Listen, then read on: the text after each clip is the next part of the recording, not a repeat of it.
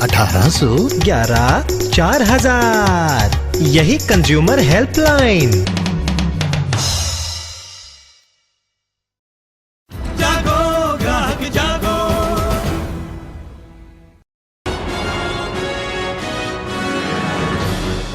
This is Face the Nation, broadcasting live from the CNN IBN headquarters in New Delhi with Sagarika Ghosh. Hi there. Should every elderly person in India, that is all those above 60 years of age, be entitled to a pension? That's the demand by a campaign led by the Pension Parishad, currently staging a 5-day protest in Delhi. Now, India is a rapidly aging society with numbers of elderly rising very fast. Is it time senior citizens, many of whom are no longer living with families, are taken care of by the state? Let's get you an update on the pension campaign and then hear from our panelists. We've come here to say that the least that the state can do and is obligated to do in this kind of economic paradigm is to guarantee pensions. NEC member Aruna Roy is leading the newly formed Pension Parishad to demand a universal pension scheme. India as yet does not have a universal social security system. Current pension scheme cover only employees in the organized sector.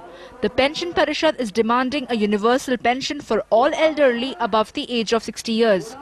They are demanding a pension of rupees 2,000 a month.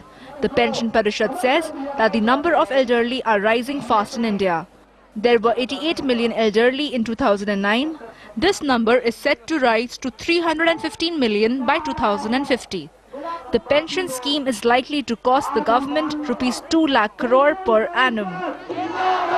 The Parishad says this cost should be met by widening the tax ambit and by a cess on industry. Bureau Report, CNN IBN. So a demand for universal pension for all above age of 60. Our senior citizens, a totally neglected group, and should this change? Because as we said, the numbers of elderly is rising very fast. Is the state abdicating its responsibility to the elderly? Joining us tonight, Nikhil De, activist of the MKSS, co-convener of the NCPRI, someone at the forefront of the Pension Parishad and the campaign for pensions. Sriram Khanna, managing trustee of Consumer Voice, and Gautam Bhardwaj, director of Invest India Economic Foundation, MD of Invest India Micro Pension Services, someone who has had a lot of experience in advising the government on its pension economics, and Gurcharan Das, former CEO of Procter and Gamble, as well as author. We also have our celebrity senior citizen on the show tonight, and this is Shyam Benegal. I spoke earlier to filmmaker Shyam Benegal and I asked him why he supports this campaign. The way the population on one level is aging, and the other, the manner in which our society has changed over the years. You know, older people now less and less have any kind of support system, and this is happening in a very alarming way all over the country. And I think Aruna Roy and her band of people are pinpointing on something that is absolutely essential. Because I think a lot of the older people are left absolutely without support. Because, you know, in our country, it was always the children who looked after the parents. But then, you know, with the breaking up of the joint family and so on, and then the urban living, nuclear lifestyle, all that sort of thing has, the toll is enormous on the older folk, you know, generally. So that's really the reason, I think, because there has to be some kind of a safety net for older people in our country, and that is missing at the moment. But is pension the only thing that the elderly need at this moment, or do you see a range of other measures are also needed? Pension fund is one aspect of it, but there are so many other things. Old age homes now, of course, are absolutely necessary. Particularly, you'll find that in urban India more than anywhere else, because you see, rural families continue in many ways to support, you know, family support. I mean, there is a certain amount of family support, but urban India, there's practically no support at all. And that is where the real problems are. Like I can see in the city of Mumbai, for instance, or Pune, places like this, you have it's becoming far more serious than it ever was in the past, and it is going to grow. younger people, when reminded that they're not looking after their old, would like to hide that fact. But the fact is that this is a real problem and we have to face up to it. And it's it's a whole social problem. It's not just the problem of the government, it's a question of the society itself, particularly the middle class of this country. The growing middle class of India needs to start to look at its serious responsibility in terms of the familial responsibility. Right, that was Shyam Benegal, who I spoke to earlier, telling us why he supports this particular campaign of Aruna Roy and the Pension Parishad. We have Nikhil Dey here from the Pension Parishad. Tell us, you heard Shyam Benegal's fears there. We've seen the statistics of elderly, 88 million elderly above 60 in 2009, 315 million elderly we'll have by 2050. It's a big myth to think that we are a young country, we are a rapidly aging country. In that context, what are you aiming to do? We are aiming to ensure that every Indian can live with dignity. To imagine that someone has worked for 40, 50 years of their lives, contributed to the nation, contributed to the country and kept their body and soul going just on hard work and labor. When it comes to a stage where their body cannot support themselves, to say that they should be left alone to care for themselves and die, basically, because that's what it amounts to, is an absolute shame. To say so at a time when we are growing at 6 or 7 or 8% is even worse. And to say that it costs too much money, does it cost too much money to feed yourself? Does it cost too much money to provide for the most basics? And if we have large numbers of elderly, then that is our main national concern. And I think it's very important that many groups have come together, many who don't work on issues of the elderly, because we are seeing right across, we see the numbers of people. It's quite right what you say, it's not just pensions, it's along with that, but pensions allow you a variety of support systems. You can't get water for yourself, you can't carry a matki, you can't go anywhere, you're not seen, you're not heard, you can't live in a city like Delhi. There is no place for the elderly to walk on the streets even. They'll die crossing a road. So somewhere we need to start understanding the nation that we are and what we need to provide for. And the money is, in fact, countries poorer than India are providing universal pension schemes. Nepal is. South Africa is. We need to start thinking in a much more positive fashion. There is no possible disagreement with the moral argument there. There can be no moral disagreement with Nikhil's argument at all, Gautam Bharadwaj. But I want to ask you on the economics of it. There is the issue of our fiscal deficit. There is the issue that the entitlements economy is impoverishing our exchequer. We have right to food. We have right to education. We simply cannot afford all this kind of welfare. We also have the Pension Fund Regulatory and Development Authority bill, that pension reform bill, which the government is trying to push through in order to reduce its pension liability. Therefore, given these huge numbers of elderly that we do have, the simple question, can the government afford it? Well, I think the simple answer is the government can't, as things stand, afford this. But I think a larger question is that this elderly is not a static population. As you very correctly said, the numbers are going to continue to grow. Even if the finance minister was to be able to pull out 2.5 lakh crores and pay the bill this year, can we be sure that the same amount will be available next year and the year after? If we were to wake up, let's say, suddenly in 2030, the population that we're talking about is going to be roughly 200 million people and not just 100 million people. And the pension that we'll be talking about at that stage will be 10,000 rupees a month and not 2,000 rupees a month. So when you think of numbers like this, I think the numbers become very staggering, and I don't think these are sustainable numbers. It would be very, I would think that I can't fault Nikhil Dey on this question. But I think it needs much more careful planning at the level of the current cohort. But more importantly, I think what we're seeing is the result of policy inaction over the last 50 years. The state has abdicated its responsibility towards the elderly for years. Absolutely. But let me get you to respond to that, that the bill is just too high. Sagrika, okay, if it's too high, what is reasonable? 200 rupees a month that's being given today, and even that not being given to 80% of those people. So can we not, number one, say that people don't have to go around clutching papers, taking photographs, running after to try and get that 200 rupees even? Then can we start saying, okay, if not 200 and not 2000, then what is reasonable? What can we afford? Can we start saying that instead of saying, no, it's simply not affordable and we can't do anything about it? And can we start understanding that there are huge people, there are human beings with lives, each one of them, and they all live amongst us. Each one of us will reach that age. And the only thing that gives dignity to even our more affluent people is the fact that they have some degree of economic independence, something. So these are people with no other income. The only issue is, you know, does it have to be a universal pension, or can it be ensuring access to, for example, healthcare? But you know, could that be one way of looking at it? But let me bring in Gurcharan Das. Gurcharan Das, India does not have a universal social security system. The current pension schemes cover employees only in the organized sector. That's 12%. 80 million elderly Indians are not covered by any pension scheme whatsoever. Surely this is a crying need.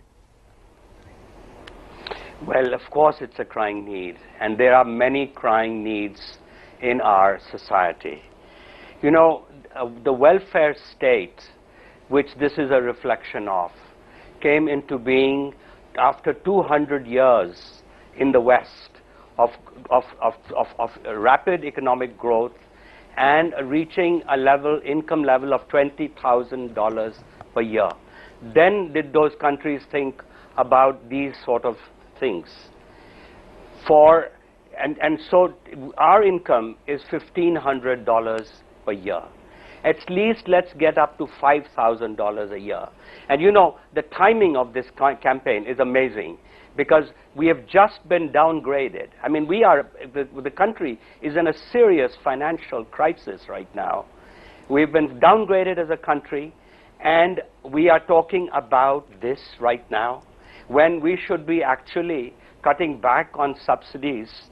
And finally, you know, it's not a moral issue.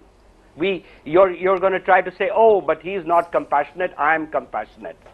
Well, you know, we are all the same in the world. But let's be realistic. What can we afford at this stage in our development?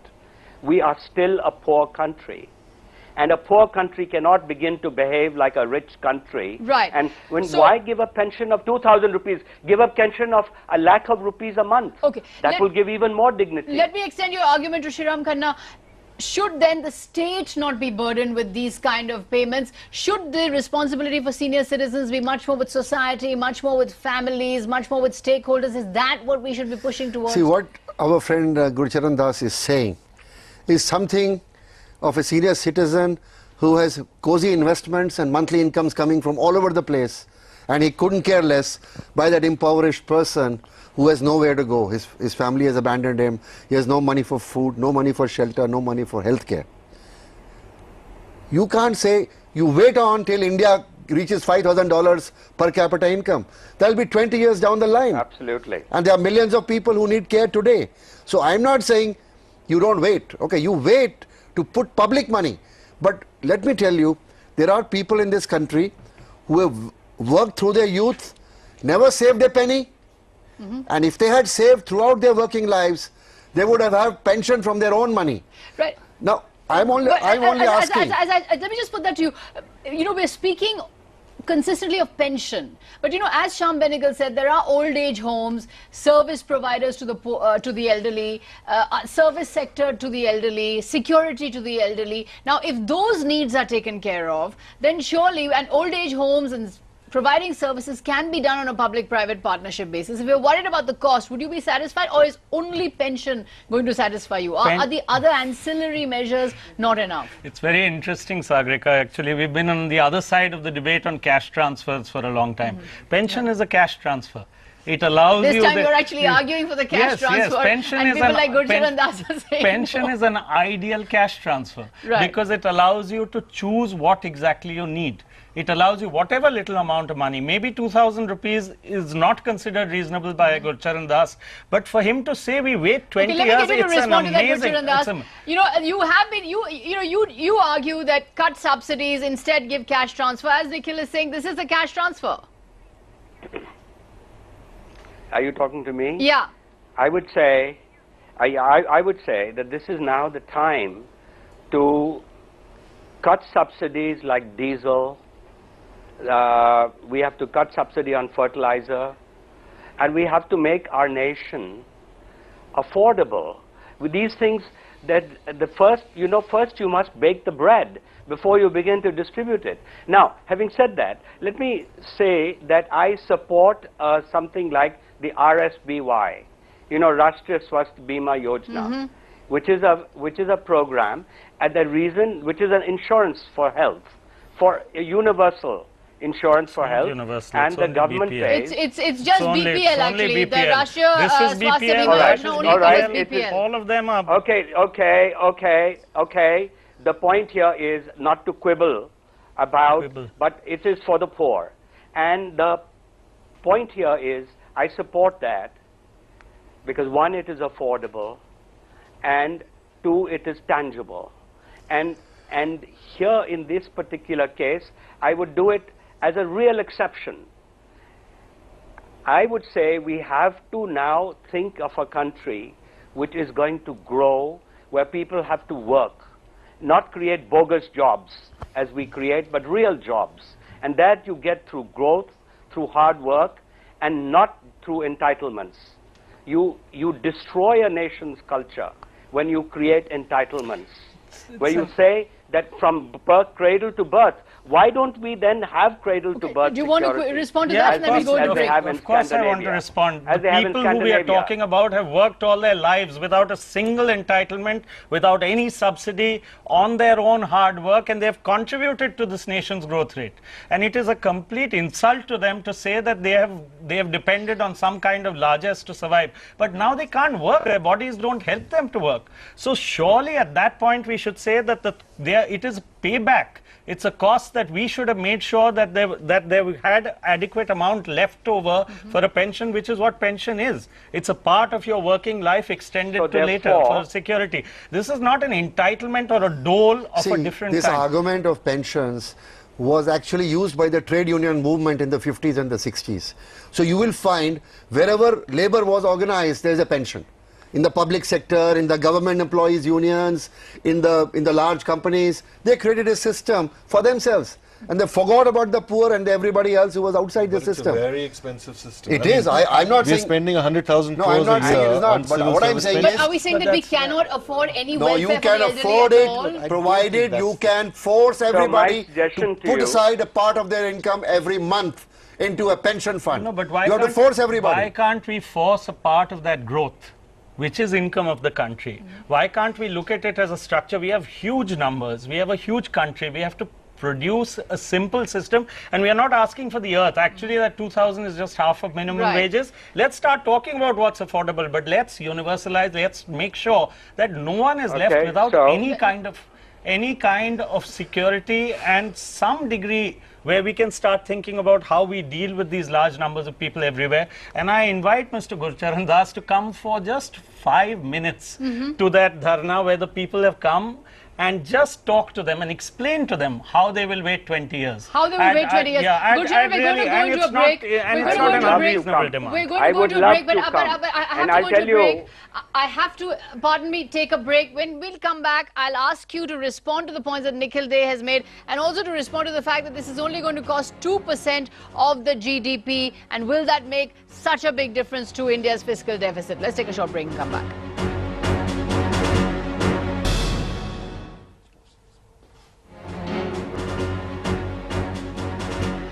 Should every elderly person above BPL, below BPL be entitled to a pension, and to a pension of rupees 2,000 rupees, which is going to impose a burden of 2 lakh crore per annum on the exchequer? Let's put to Gautam Bhardwaj the question about the Pension Fund Regulatory and Development Authority bill, the PFRDA bill, which is now pending in Parliament. Now, can you tell us, within the context of the demand for a universal pension, this bill, how will this bill help?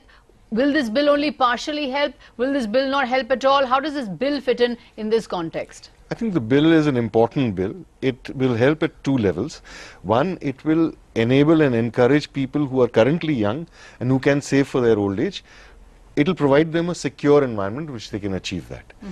At the level of the current demand that Nikhil and his team have, I think the size of the population which is going to emerge, the future next generation of the elderly, some of them would have self-provided for their old age, and you'll find that instead of even in the unorganized sector. Yes. We are currently working with informal sector poor. We have 500,000 people who are putting aside between 1,000 rupees to 2,000 rupees a year. Who are working in the unorganized sector. Rickshawalas, maids, vegetable vendors and others, and these are in about close to 100 districts. This is started, and PFRDA, the pension bill, is trying to achieve that. It will not solve the problem for everybody. There are lifetime poor who can't save at all. There are dis-savers who can't save. There are people who are in their 50s already, won't be able to accumulate enough money. But it will still chip away at the problem. So you won't end up with another 100 million elderly who are destitute in 2030. You probably end up with 60 million or 70 million. Right. You don't find this solution workable? A solution that covers 500,000 today, no one objects to it, but it's not a solution. A solution is one that covers most of the people that you're concerned with. And so today we have to do a minimum amount. On the basis, after that we can say certainly someone who has. But you were telling me in the break that you were agreeable to say not starting with 2,000 rupees per month, but 200 rupees per month. No, I'm saying today people are fighting even for that 300, which is what government is today. Today the first battle is to universalize. After universalizing, we feel, and it's not unreasonable, Sagrika, if we think about it, how much will a person require to survive? 2,000 is not at all an unreasonable amount. But if government and many others say, no, it's not affordable, let's start talking about what is. 2,000 per person? Per person, per family. Yeah, not per family, per person. Because it's many are individual living on their own, if there are two of them. So let's start talking about what's affordable. So let's universalize it, and then we start talking about the figure. The starting point is, many state governments are already giving old age pension. Old age pensions are being given in Delhi and a number of other states, which he can tell you.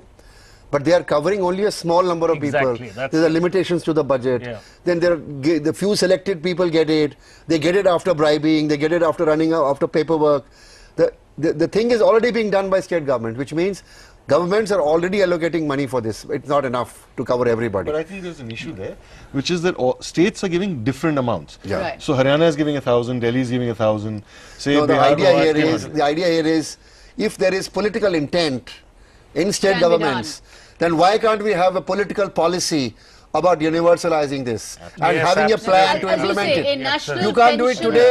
I don't mind. We need do it slowly, step by step. Right, but we need to start thinking about it. Gurcharan, do you believe that there is no need to think about pension at all, or should we move incrementally in small ways towards a national pension policy?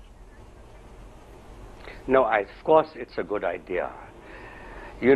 But the question, my only problem is that a nation must live within its means. If you read the recent Economic Survey of India report, the World Bank reports, the Standard & Poor report, which downgraded us, what they're all saying is that India is living beyond its means. And I fear that we might have the kind of crisis that Brazil had in 1972, when it too began to live beyond its means, and it went into, you had 3 lost decades for Brazil. So you believe this is premature and extravagant welfareism? This is premature and extravagant welfareism. But let me explain. Let me explain. What I'm saying is that India, government spending is already crowding out private investment. And this is lowering our growth rate. And growth rate, we were a few years ago at 9, we've come down to 6.1 in the last quarter. And each percentage point you go down, you've lost 1.5 million productive jobs, people who will support a family. And so what I'm just trying to say here is wealth creation, not entitlements. Let's create wealth. Let's not give out entitlements. Very quickly, we're out of time. Let me just get you the can we afford? Can we afford the 5 lakh crores that we give in tax subsidies to the rich, which is there written in our budget? Or can we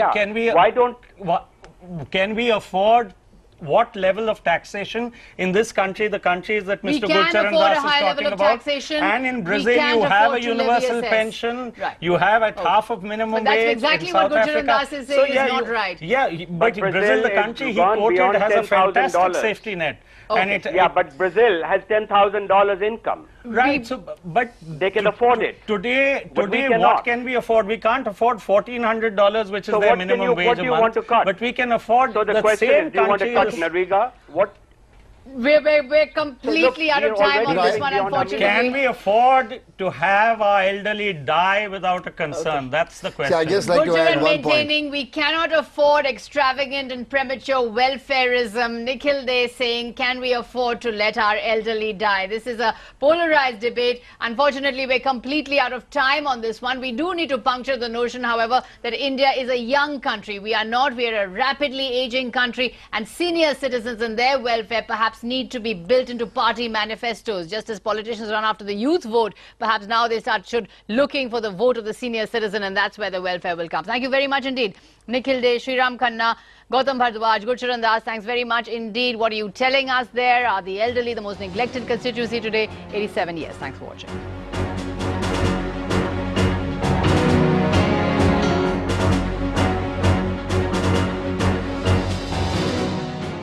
आप अधिक जानकारी के लिए consumer voice magazine को भी subscribe कर सकते हैं। फॉर सब्सक्रिप्शन कॉन्टैक्ट 01147331014 या फिर ईमेल करें subscription@consumer-voice.org पर।